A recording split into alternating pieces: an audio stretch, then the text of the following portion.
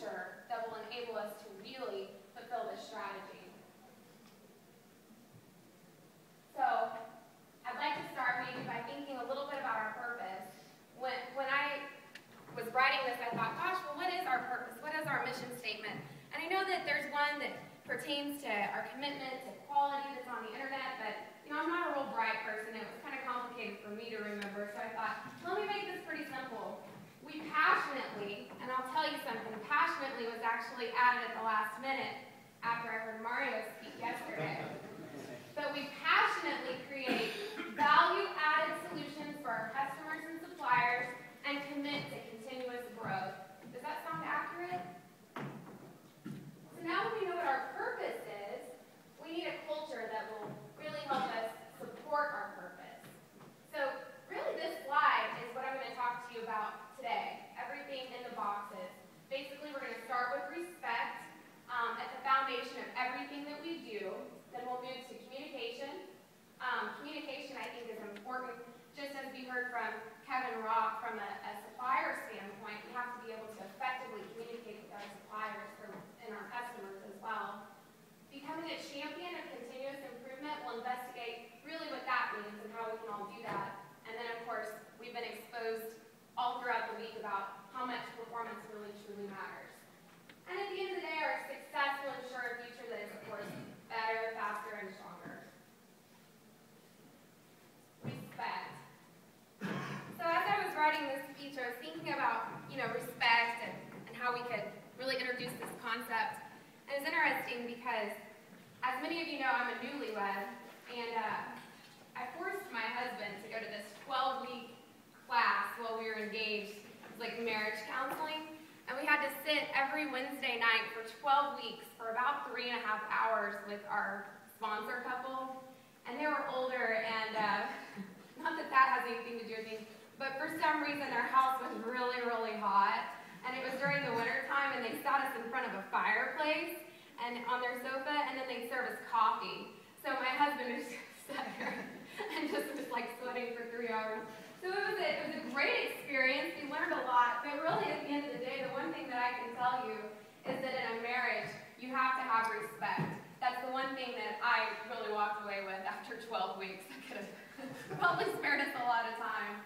But respect has to be at the foundation of marriage. And I thought that was interesting because all the literature that you read about how to build a successful culture in an organization and the dysfunctions of a team, they all boil down to the same principle. You have to have respect at the core of every single thing that you do. So that's really why we put respect at the foundation of our cultural principles that we'll work towards in the future.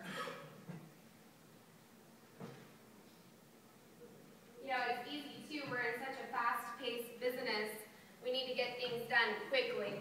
So I just challenge this team not to compromise respect in those interactions. Just remember to keep it at the core and the foundation. And then finally, what we did last night in terms of celebrating our wins as a team, I think that that's an extremely important thing to do. I think that we've done a nice job of that in the past, and I challenge this team to continue to work towards that in the future. So I can't think of a better way to really demonstrate respect and to show respect today than to highlight some of the folks in this room that celebrated a milestone anniversary since the last time that we got together. So in our organization, milestone anniversaries really begin at 5 years, but for the sake of keeping everything to one slide, I left 5 years off. Hope that's okay with everyone. So we started with those folks that have celebrated 10, 15, 20, and actually we have them as, it was corrected, and Neil at 30 years. I had that actually at 20 because I couldn't believe that 30 was accurate.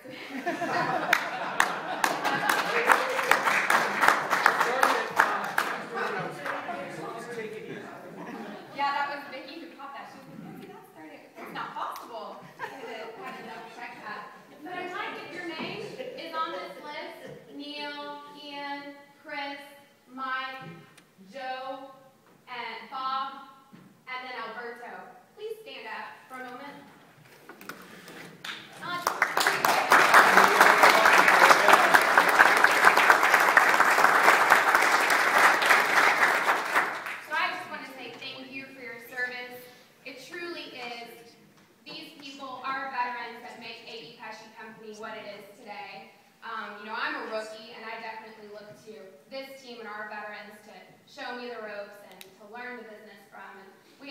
great group of individuals who are willing to share that with rookies like myself and the other people who have joined this group.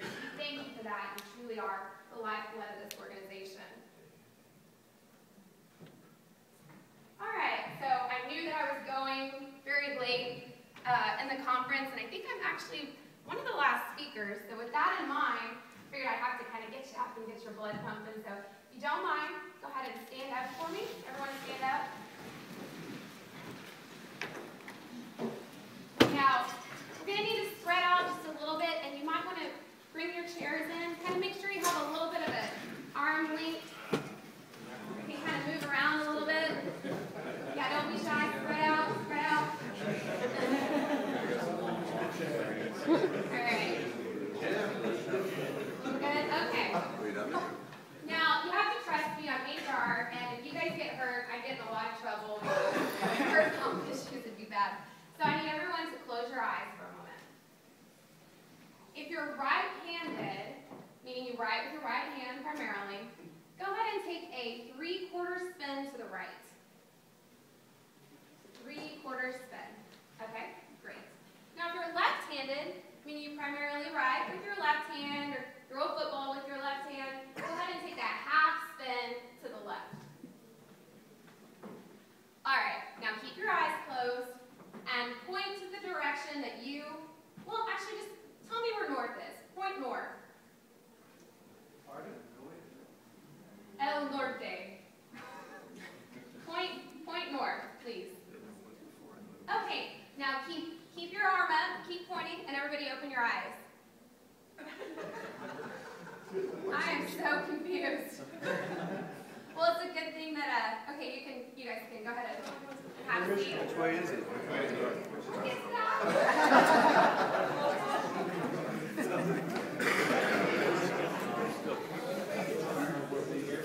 They haven't asked for that. I'm gonna All right. So, Apple tells me that north is actually right at this door. So, did anyone get it right? I saw some folks kind of in this direction. Okay, and most of the folks that were kind of in this direction are folks that actually live in Texas, so that's not really fair. But why did I have you guys do that silly exercise other than getting me to move around? Well, the purpose really was to demonstrate effective communication. If I want everyone to point and head and act in the same direction, then it probably would have been nice if I would have told you the whole point of the exercise before we stood up and closed our eyes and turned around. If you would have known that the purpose was that we were going to, I wanted you to point north in the end, then I should have effectively communicated that to you in the beginning as your leader in this exercise, but I didn't, and we failed miserably. It's also just to show, different people have different perspectives and different orientations on things, so in order for a team to be effective, communication is absolutely critical.